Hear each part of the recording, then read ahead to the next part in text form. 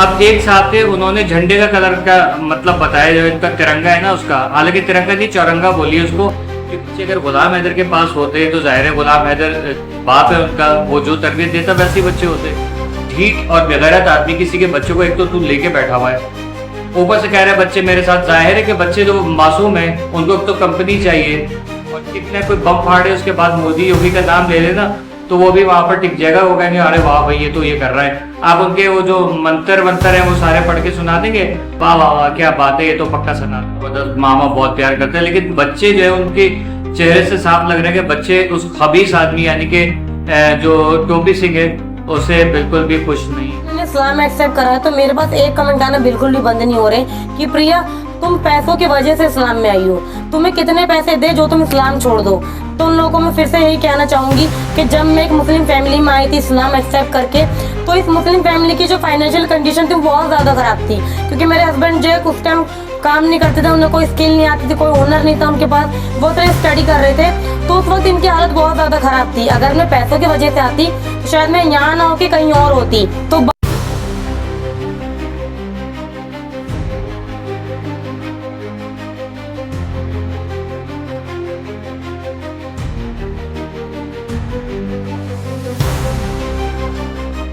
बिस्मिल्लाहिर्रहमानिर्रहीम, अस्सलाम वालेकुम। मैं हूं सैयद शहरियार अली नकवी, आप लोग देख रहे हैं नकवी रिपोर्ट्स।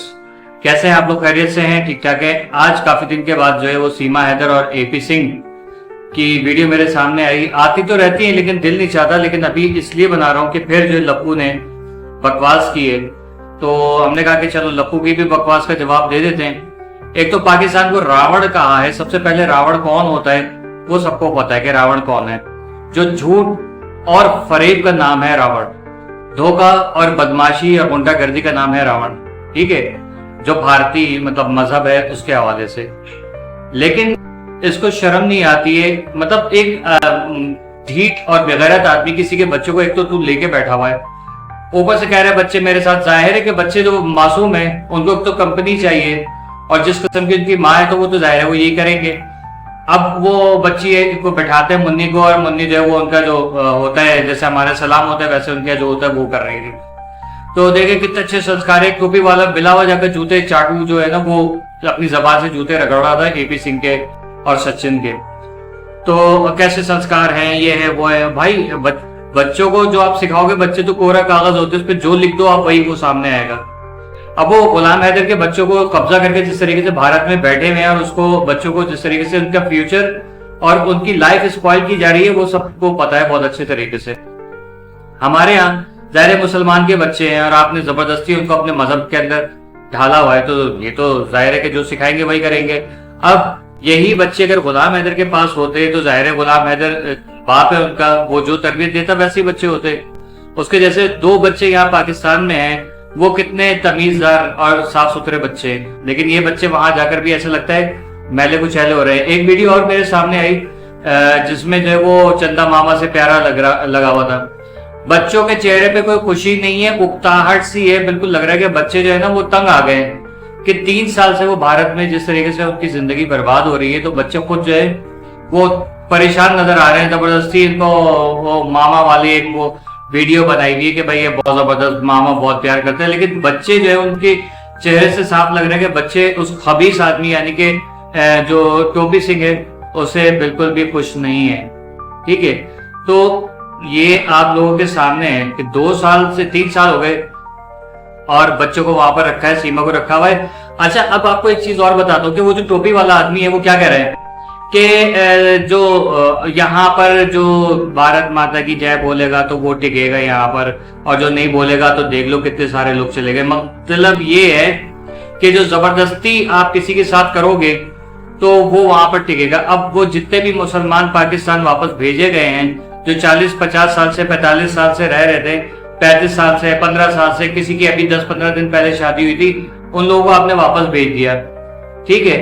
तो उनको आप ये कह रहे हो कि वो आपके जबरदस्ती आपकी जय जयकार करें?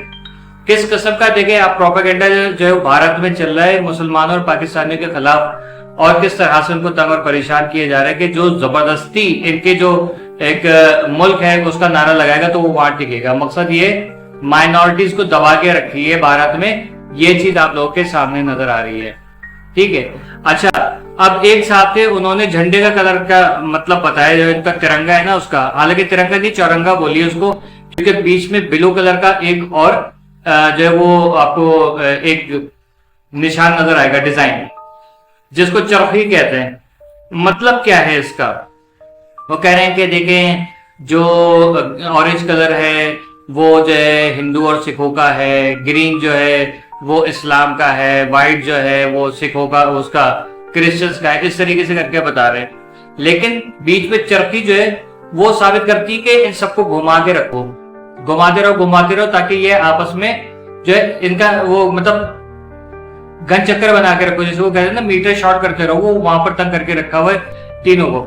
अच्छा, इसमें आपको एक चीज और बताऊं बेसिकली, कि चले ये तो एक झंडे के कलर की बात हो गई, लेकिन गुलाम हैदर जो है वो तकरीबन 3 साल जब से ही सीमा हैदर वहां पर गई तब से अपने बच्चों के लिए जो है वो इल्तिजाए कर रहा है, भीख मांग रहा है, रोया भी, उसकी ईद बर्बाद हो गई। लेकिन एपी सिंह को और वो योगी टकले को, मरेंडा को जो है वो बिल्कुल भी एहसास नहीं हुआ। यहाँ पर एपी सिंह कहते हैं कि देखे आज उनका जन्मदिन मनाया जा रहा है, पूरे भारत में किसी ने उसको पूछा नहीं कि अब यार ये पनौती जो है ना, ये मरेंडा, इसका कौन वो मनाए, क्या कहते हैं, जन्मदिन मनाए, इसका बर्थडे कौन मनाए। तो सिर्फ सीमा हैदर के घर में जाके, और क्योंकि जाहिर है उसको वहां पर रहना है तो इन मनहूसों की जय जयकार करनी पड़ रही है, तो वो करेगी वहां पर, और उसको वहां पर टिकने भी दिया जा रहा है इस तरीके से। ठीक है, तो ये चीज है भारत में, अगर किसी को भी टिकना है, कोई बम फाड़े उसके बाद मोदी योगी का नाम ले लेना तो वो भी वहां पर टिक जाएगा। वो कहेंगे अरे वाह भाई ये तो ये कर रहा है, आप उनके वो जो मंत्र है वो सारे पढ़ के सुना देंगे, वाह वाह वाह क्या बात है, ये तो पक्का सनातनी है, इस तरीके से करके ये एक जो है परसेप्शन क्रिएट किया जा रहा है, दुनिया को ये दिखाया जा रहा है कि देखो हम कितने अमन पसंद है, कि लोग हमारी तारीफें कर रहे हैं इसलिए वहां पर टिके हुए।